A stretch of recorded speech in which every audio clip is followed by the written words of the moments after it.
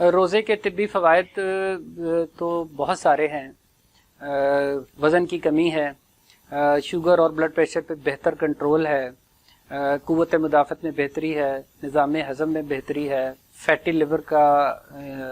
Improve کرنا بھی اسی میں ہے، اور کینسر کے حوالے سے بھی بہت سارے فوائد ہیں کہ جو کہ روزہ رکھنے سے ہمیں حاصل ہوتے ہیں. لیکن ایک سوال یہ ہے کہ کیا یہ سب لوگ ہم جو روزہ رکھ رہے ہیں کیا یہ طبی فوائد ہمیں ملتے ہیں؟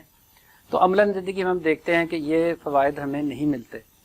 اور میں یہ بات تھوڑی سی یہاں پر وضاحت کرنا چاہوں گا کہ یہ فوائد کیوں نہیں ملتے اور کیا کرنے سے ملیں گے. اس کے لیے ہمیں تھوڑا سا پہلے جسم کے نظام کو سمجھنے کی ضرورت ہے. ہمارا جسم دو طرح کے فیول پہ چل رہا ہے.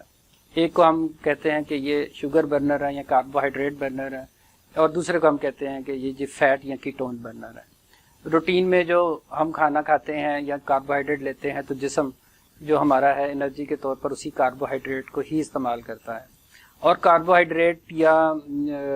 جو اسٹورڈ شوگر ہے یہ کچھ جگر میں بھی اضافی پڑی ہوتی ہے، کچھ ہمارے مسلس میں بھی اضافی طور پر پڑی ہوئی ہوتی ہے. اور اگر یہ جو اضافی شوگر ہے جب ہم روزے رکھتے ہیں پہلے 3-4 دن میں، تو یہ ساری اضافی شوگر جو کہ ہمارے جگر اور پٹھوں میں پڑی ہوتی ہے یہ استعمال ہو جاتی ہے. تو 7ویں 8ویں دن 9ویں دن پھر یہ ہوتا ہے کہ یہ جو اضافی شوگر ہے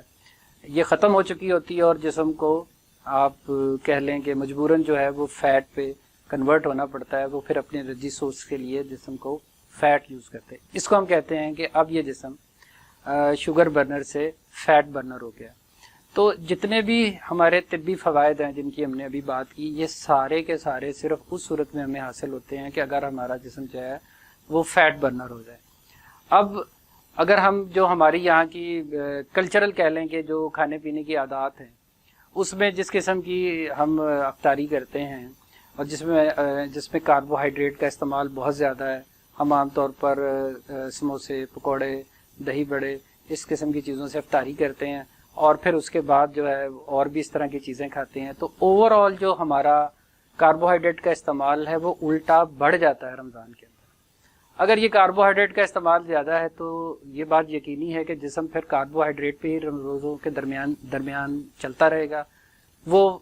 کیٹونز پہ شفٹ نہیں ہوگا، جسم فیٹ برنر نہیں ہوگا، اور وہ سارے طبی فوائد جن کی ہم نے بات کی وہ حاصل نہیں ہوں گے.